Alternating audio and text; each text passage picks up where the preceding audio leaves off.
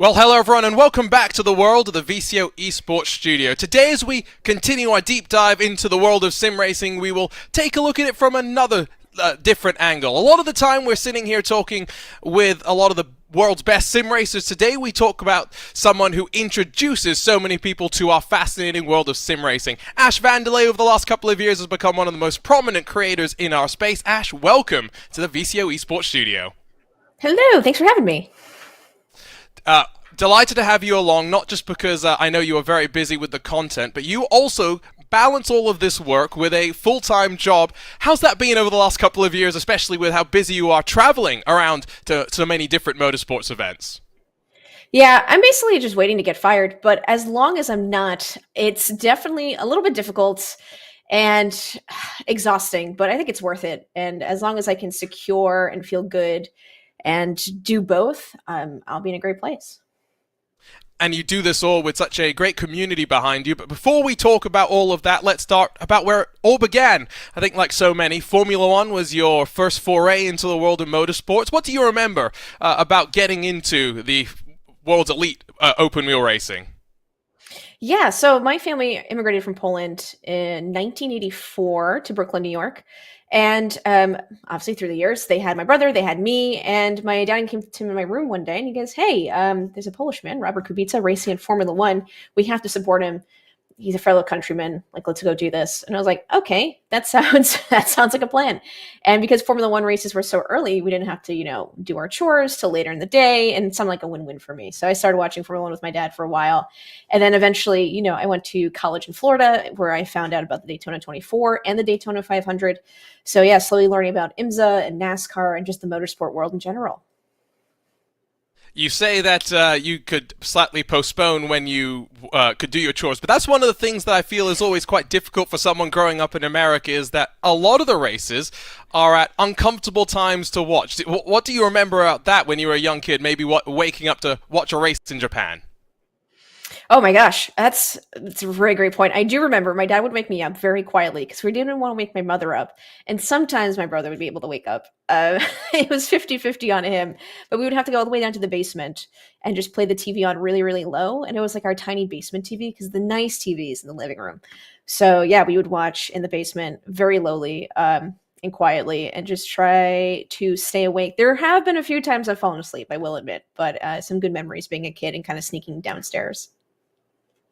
Of course, then when you jump into this world of streaming, I've got to ask you, say you'd already begun to watch some of the other types of motorsports, excuse me, but when you get to this point, what type of games were you playing? Was it mostly sim racing, or where were you kind of starting when it came to the gaming side of this world? Yeah, so the first game I played that I was most comfortable with was Portal. That game I've played 100 times, and I love it so much. And I think it was just an easy game for me to learn to talk and kind of entertain on stream while play at the same time. And I really enjoy puzzle games. So I was doing the Room series, which is basically like an escape room, but virtually. So honestly, a lot of puzzle games till the 2021 F1 season where I started doing my sports watch-alongs. And I guess that's when you also started to get on towards on the front pages of Twitch as well, when you become the first introduction to so many people to not just sim racing, but to motorsports as well. That must seem quite cool to you. I know that personally when I get to travel to some of these places and introduce sim racing to some of these people, it's great opening their eyes to the world. What's it like, though, when you have the chat going a bit wild and haywire when there's crazy stuff going on in the races? It feels nice that people are comfortable enough to ask questions in my chat and not feel, either nervous or scared. Because I think with motorsports, we see not just the gatekeeping, just peeps. A lot of folks have been in it for so long that if you're newer, you're a little bit hesitant to be like, what's an Apex? What is DRS? And ask the questions you think that everyone's going to make fun of you for. So I do appreciate that everyone can come in and just like ask their questions, regardless of what it is. What a GT3 is, what's open wheel versus closed wheel, things like that. And to have people in my community who are definitely smarter than me and wanting to answer those questions because they love motorsports so much. And then knowing that if none of us know, we'll just Google it together and like learn together. It's definitely rewarding and really fun. I've got to then ask, what's it like going from doing this by yourself at home to getting the opportunity to be working with the likes of SRO, to be doing these watch parties from the tracks itself? You'll hear the noise of the engines in the background. What type of environment does that feel like for you to be able to bring the viewer with you to the track as well? Oh gosh, like that is probably one of the most rewarding things. So I definitely want to kind of break down the barriers of motorsports because we only see what we see on television, right? And motorsports is team sport, but you don't see that a lot. Motorsports is more than just the driver and the garage team, right? And being able to be in my current streaming room basement, some people like to joke that it's the Epcot ball, to go from my basement where it's kind of like you and I are friends and we're just watching along and talking and then bringing people to the track and moving the camera around to show like the cars leaving the pit or having the drivers just stop by in between races. I think it kind of like breaks down that barrier that motorsports seems to bring up or certain series seem to put up and just show that it's accessible and it's fun and everything has like a little bit of personality. Everything's behind the scenes. A lot of things are last minute. It's not as perfect as it seems on television. Oh no, definitely not. I can speak from personal experience. Like, it's always great seeing behind the scenes of the human story, whether it's in sim racing or real racing. And I think you are getting such a fun opportunity with SRO as well. One thing that I saw last year when I was working with them during the event they had at Indianapolis was just how diverse the entire team truly was. And of course, motorsports for so long, let's be honest, has been male dominated. You in some ways are helping to break down the barriers and introducing more people into this world, and you get to do it with the team at SRO. Oh my gosh. I love the SRO team. Honestly, if you think about it, it is wild that last year they're like, hey, come to Sebring. We'll give you a media credential. And I went down and they're like, if you could talk about these things about SRO, but like, just we trust you to do what you do, like go forth and have fun. And it was just it's such great working with them and their sponsors. And I think they're just passionate motorsports folks. And they just want people to know more about sports car racing in the United States. And I appreciate that. So being able to do that and then being invited back, like you mentioned, for the Indy 8 hour, when there is the SRO, the esports side, and then the real life racing go hand in hand and telling that story. I mean, I got to shout out the SRO folks for giving me a chance and then continually working with me and kind of, I think, being a little bit different in the world of motorsport.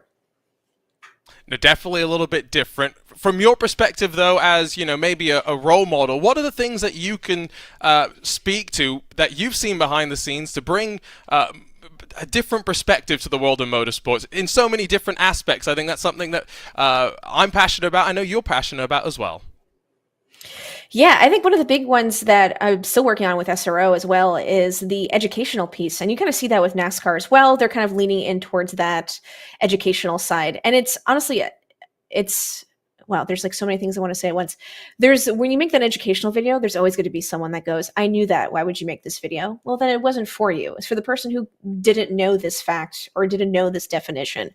You can't make everything to appeal for everyone. So if you make those educational videos, and I think you'd be surprised. I think that's why I love motorsports is like, I'm learning something new every single time I'm watching a race weekend. You're just like, oh, like learn about this car setup, learn about this track, but the track in Road America was repaved. So what does that mean for the car and the tires and the degradation? And you're just learning something new every time. So whatever educational video it is, if it's as simple as I mentioned before, whether it's what's a roof flap doing on NASCAR? Why are those engaged when they spin versus, the tire degradation and what does that mean for different temperatures and things like that and the formulas they use to make the tires and all that shenanigans. I mean, regardless of what it is, I think just the educational pieces behind that SRO really pushing out and other series are starting to push out means a lot to a lot of folks that they're like, oh, okay, that's cool. I don't have to go dig. I can easily find that answer. And then just making it accessible. I think SRO does an incredible job. And a lot of series are starting to, IMSA does a incredible job as well. I'm trying to think IndyCar, if you buy like an extra pass or so, you just go into the paddock, which for relatively cheap, being able to like boop a Mercedes is probably a lot of people's dream to be so close and talk to a driver. So really appreciate that side. I think one of the things I thought was really cool at SRO Indy last year was that Pirelli were just sending people back with used tires, and so they were wheeling it through the paddock. There's all sorts of ways that you can be more connected to the world of motorsports than if you pay a lot more money to maybe go watch a Formula One race. You talk about the education aspect, though. We're in this hyper short attention span world, YouTube Shorts, TikToks and stuff, and you manage to make educational topics seem quite entertaining. How do you kind of decide what you're going to make your next video on, and how do you make it entertaining, I guess? Gosh, that's probably one of my beige flags is I will only make a video on something that I find interesting at the time. So a lot of people in content creation try to film. A lot of people filmed all their videos on Sundays and maybe edit on Mondays and then release throughout the week. Most of my videos I made that morning because I was reading something or scrolling. I'm like, oh, that's really cool. Let me deep dive into this for 3 hours and then make a video about it. And it's definitely, I just make videos on something that I would watch or the way I learn, which is definitely not super technical definitions. I am a very visual learner, so I try to put that in my videos, and maybe it helps people like me. And I think that's kind of, again, breaking down that barrier of you only have to learn this way about motorsports. You have to know the technicalities. And like, no, we can make some assumptions. We can generalize it a little bit just for folks to understand the concept, and then we can maybe make a secondary video of explaining and being more technical.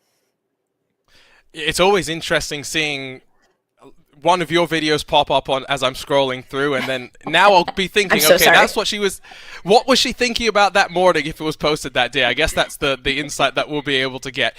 When you're also balancing doing Twitch streams versus the short form content, it must be quite difficult for you balancing it with your full-time job as well. Do you ever sometimes feel like you need a little bit of a break, and how do you and your community kind of help you work through that? Oh yeah, definitely. I'm pretty open about my mental health, about general anxiety and depression and stuff of that sort. And my community is pretty open and really respectful. And if you're not respectful, I'll just kick you out. Like it's not that hard. And I think we're all just people at the end of the day. We understand. So yeah, definitely work has to come first because that's what pays the bills, health insurance, things like that.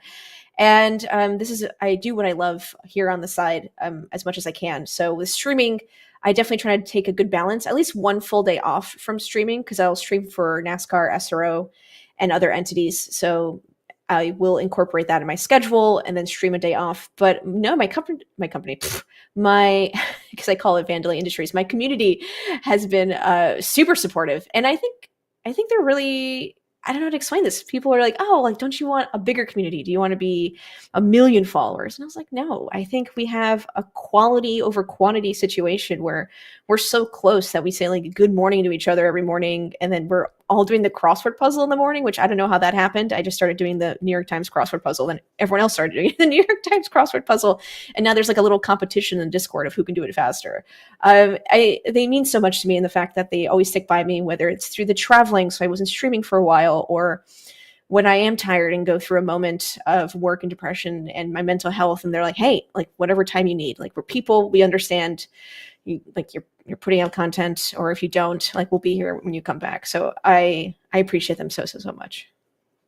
I know the algorithm can always make it quite difficult in the climb always to, quote unquote, gain viewers, but it's great that you have that community that makes it so much easier for you to take that time aside and to put it away for yourself. You do talk about the traveling though, so I do want to touch on that. What's been your favorite trip that you've been able to do so far as quote unquote work? Because I feel like it doesn't really always feel like we're working. Oh gosh, not at all. I think you might be hinting towards one of my favorite tracks was the Spa 24 Hours with SRO. And that was wild. I mean, it was my favorite track. And they luckily gave me like a commentary booth, a media booth, number 18. Just shout out commentary booth number 18 at the Spa track. And that was incredible. I can't believe they just let me do that. And just walking around the track, I mean, the esports was happening there at the same time, was able to be on the broadcast for like the little later tail end of it.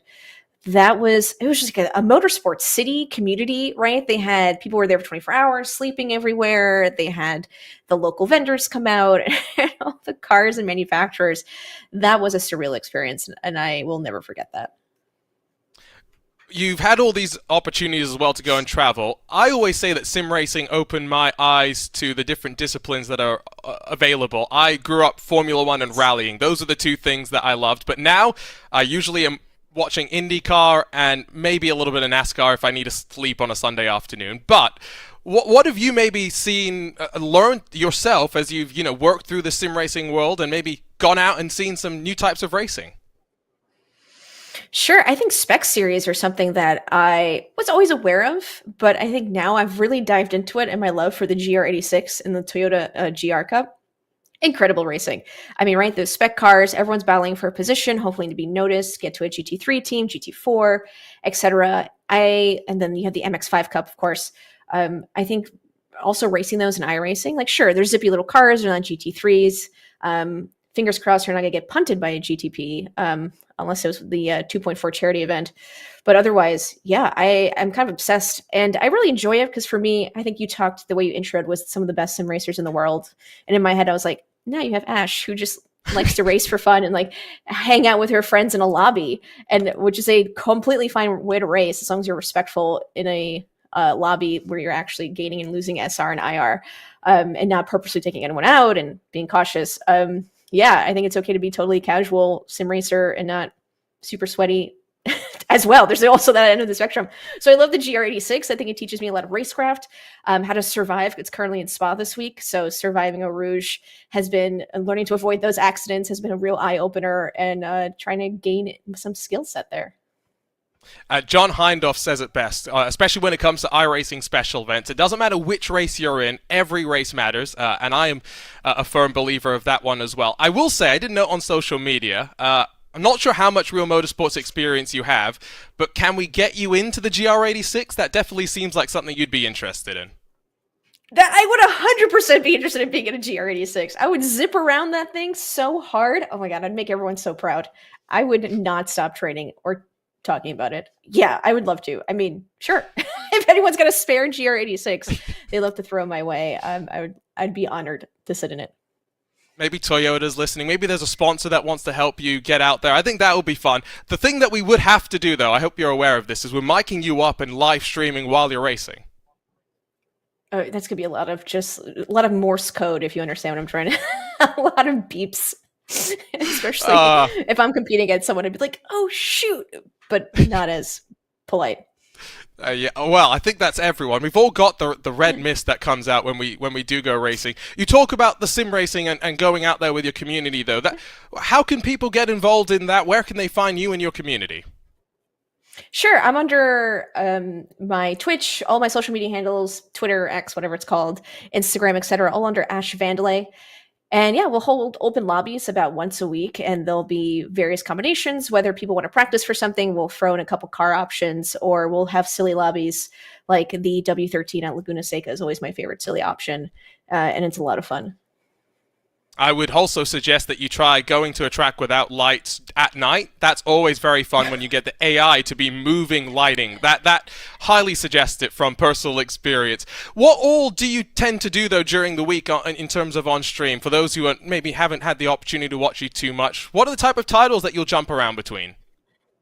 Sure. So obviously iRacing is the biggest one, but we'll jump in through various sims like Wreckfest or R Factor 2, Rennsport, and other sim racers. Then we'll do F1 Manager, the F123 game, Forza Horizon 5. And then I'll try recently to do something called Wacky Wednesday, where on Wednesday will be a completely random title. So I played Madden. I tried my hand at Diablo 4. There we go. I was like, what is that game called? Diablo 4. So yeah, just trying to gain a bigger audience of folks who might have not known that motorsports was on Twitch by doing that on Wednesdays. But yeah, a lot of motorsport related and a lot of race watch alongs. So if you're usually by yourself watching a NASCAR race, Indy, Formula One, you can just come into the community and just have like the chat box up, and a lot of people are chatting away. And maybe you'll have Ash in a banana costume as well. Just maybe. How did you know about that? You put it on your website, so it makes it a little bit hard to not bring it up. Yeah, you have. It's on your website. goes to my social media manager after this. Yeah, goes to check. As we're wrapping things up, though, I want to touch on a couple of things in 2023. You mentioned your trip to Spa, but also opportunities continuing to come your way. Most notably, I think, of course, with the Oracle Red Bull Racing team. How much fun was that to go out to Miami and to tell Daniel Ricciardo that you trust him with your life? Oh yeah, the mom and pop team. So great that they've. I'm just kidding. It's been a wild ride there. I mean, I remember talking to them for at least a year, just in and out of opportunities and working with them and things like that. And it just never panned out. And then they messaged me and they're like, "Hey, we've seen that your growth exponentially with SRO and NASCAR and things like that. Do you want to jump aboard the team?" And obviously, yes. I mean, to get anywhere closer to kind of where I started with, like I mentioned, Robert Kubica in Formula One and get in the Formula One paddock.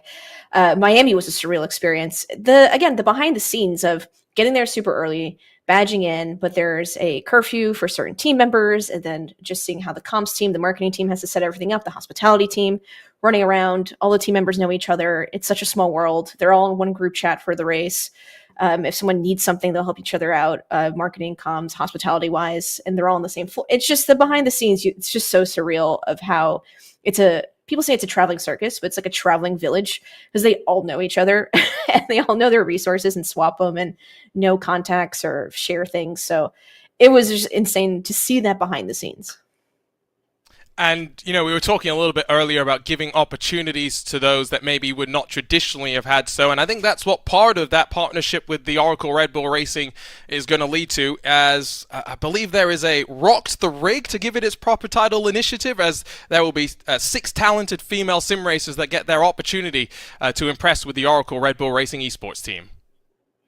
Yeah, Rock is one of the big sponsors, and they're really big on diversity and inclusion in motorsports. So working with them, they're like, hey, we want to open up this competition, and we want these women to get the access to learning about esports, getting coached, going through the preparation about it, and just having this space where they can just be themselves, learn, make mistakes, and not be judged and all that stuff. So I got to shout out Rock for doing that, and they're huge proponents of it. So Red Bull's like, absolutely, we'll be behind that, and a lot of our esports guys are helping out and setting that up. I feel like I would have traditionally wanted to ask you for some predictions for the rest of this year, but Formula One, I think we know who the champion's going to be. IndyCar, we're probably going to know the champion in a couple of weekends' time. So I'll ask you NASCAR. I feel like that's the only one that's really left up to anyone, and that's a really difficult one to answer as well. So we've got, 3 months to go before a champion's decided. Who is the 2023 NASCAR Cup Series champion? Oh gosh, that's so difficult. We'll see if Chase Elliott can make it in Daytona this weekend. Fingers crossed. Oh, but I also want Bubba Wallace. There's only one spot left, and there's 2 people that are vying for it. I'm not going to go into it. We either want Bubba Wallace or Chase Elliott. Hopefully, make it. Who am I going to put? I'm gonna put Byron. He's just. He's won the most races, but I think he's got something to prove. I mean, you might really look really smart, or just like you're a time traveler once the championship has been decided. Ash, thank you so much for sharing a bit of your time. Thank you for having me. We're delighted to talk a little bit more about your story. Just one more time before we wrap things up, where can people find you, and when do you go streaming?